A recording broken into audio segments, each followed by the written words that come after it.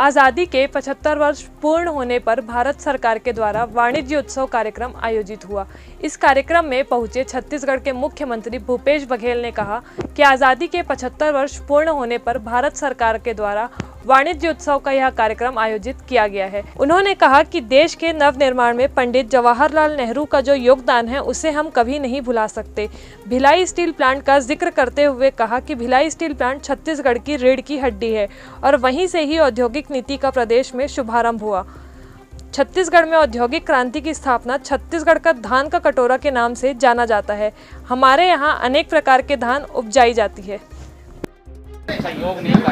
आज़ादी के अमृत महोत्सव कार्यक्रम में वाणिज्य विभाग द्वारा 2 दिन का यहाँ कार्यक्रम आयोजित किया गया था और उसमें मुझे आमंत्रित किया था। मेरे साथ साथ उद्योग मंत्री, हमारे मुख्य सचिव सहित अन्य अधिकारी उपस्थित थे और व्यापार व्यवसाय बढ़ाने की बात उन्होंने कही। तो छत्तीसगढ़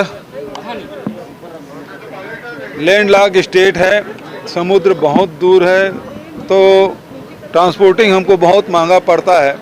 मैंने अनेक बार एयर कार्गो के लिए पत्र भी लिखा और वहाँ मंत्रियों से मुलाकात की, लेकिन एयर कार्गो की परमिशन नहीं मिलने से निश्चित रूप से यहाँ के उद्योगपतियों को, व्यापारियों को नुकसान उठाना पड़ता है। उसी प्रकार से हमारे पास अनाज, धान की अधिकता है। भारत सरकार नहीं खरीद रही है। हमने कहा कि हमको इथेनॉल बनाने की अनुमति मिल जाए, वो भी नहीं करने के कारण से किसानों को भी नुकसान हो रहा है, देश को नुकसान हो रहा है। यदि उसकी अनुमति मिल जाए तो निश्चित रूप से विदेशी धन भी बचेगा, उद्योग भी लगेंगे, रोजगार भी मिलेगा और किसानों को दाम मिलेगा। उसी प्रकार से ग्रीन एनर्जी की चर्चाएं पूरे देश और दुनिया में हैं। अब हमारे प्रदेश में गोबर से बिजली उत्पादन की दिशा में हमने मजबूत कदम बढ़ाया है, जिससे बिजली उत्पादन भी होगा और साथ ही हमारे जो स्व सहायता समूह के जो बहनें हैं जो गोबर क्रय कर रही हैं, तो उनको ज़्यादा लाभ होगा और ग्रीन एनर्जी हमारे छत्तीसगढ़ में उत्पादन होगा। जी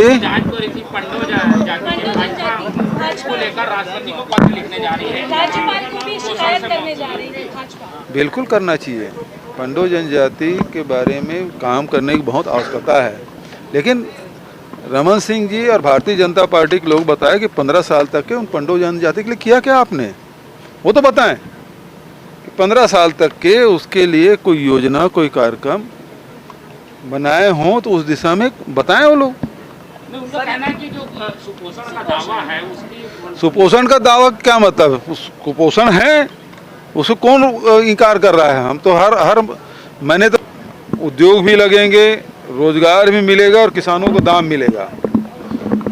उसी प्रकार से ग्रीन एनर्जी की चर्चाएं पूरे देश और दुनिया में हैं। अब हमारे प्रदेश में गोबर से बिजली उत्पादन की दिशा में हमने मजबूत कदम बढ़ाया है, जिससे बिजली उत्पादन भी होगा और साथ ही हमारे जो स्व सहायता समूह के जो बहनें हैं जो गोबर क्रय कर रही हैं, तो उनको ज़्यादा लाभ होगा और ग्रीन एनर्जी हमारे छत्तीसगढ़ में उत्पादन होगा। जी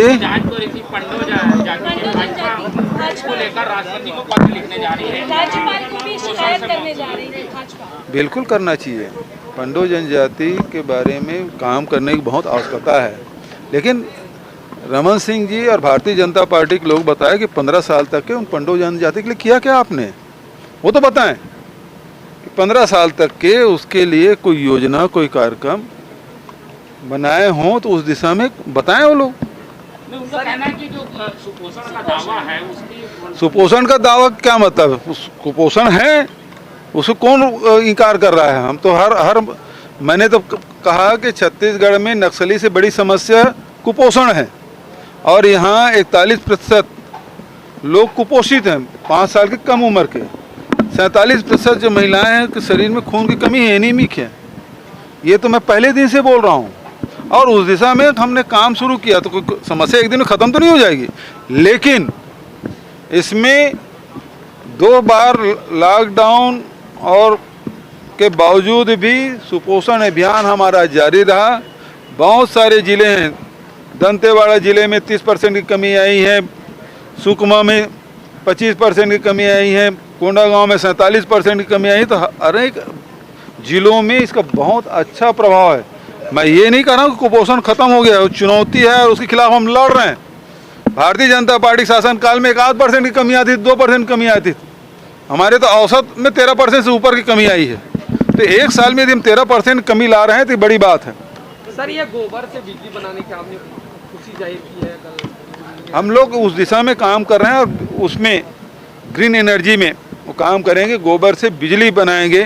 तो निश्चित रूप से अब गांव-गांव में बिजली का उत्पादन भी हो सकेगा। जहां ज़्यादा गोबर एकत्रित हो रहा है तो वहां की आवश्यकता की पूर्ति भी होगी, वहां के लोगों का आय में वृद्धि होगी और साथ ही प्रदूषण से भी हमको निजात मिलेगी।